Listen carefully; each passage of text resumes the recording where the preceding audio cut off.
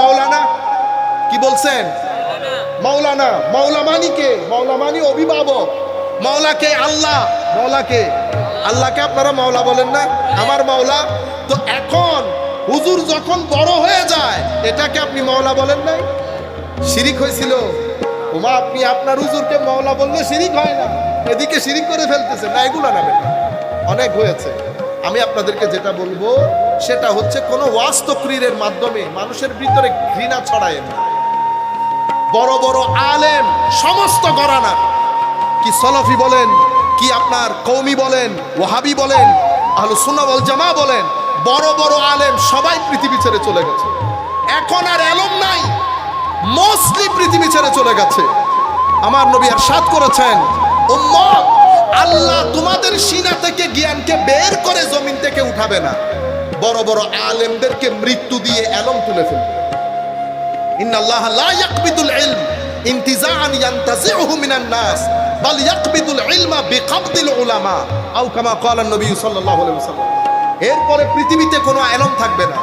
মানুষ জাহেল মূর্খদেরকে, আমাদের মতো জাহেল ভাইরাল বক্তাদেরকে বড় বড় আলেম মনে করে প্রশ্ন করবে, তারা না জেনে উত্তর দেবে।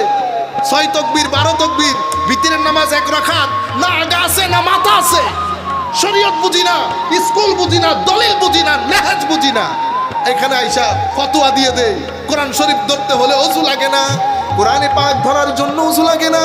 ওই তুই এটা বোঝানোর জন্য এখানে আসছো?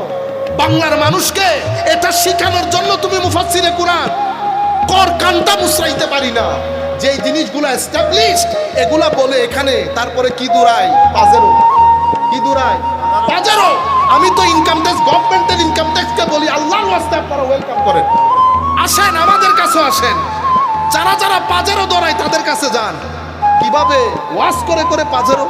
আল্লাহর ওয়ালিরা জায়গা বিক্রি করে, ধন বিক্রি করে, দৌলত বিক্রি করে মানুষের খাওয়ার ব্যবস্থা করেছে, থাকার ব্যবস্থা করেছে, মাদ্রাসার ব্যবস্থা করেছে, হ্যারিকেন নিয়ে নিয়ে এলাকায় এলাকায় দৌড়াইছে। আমি বলছি টাকা না দিলে যাব না।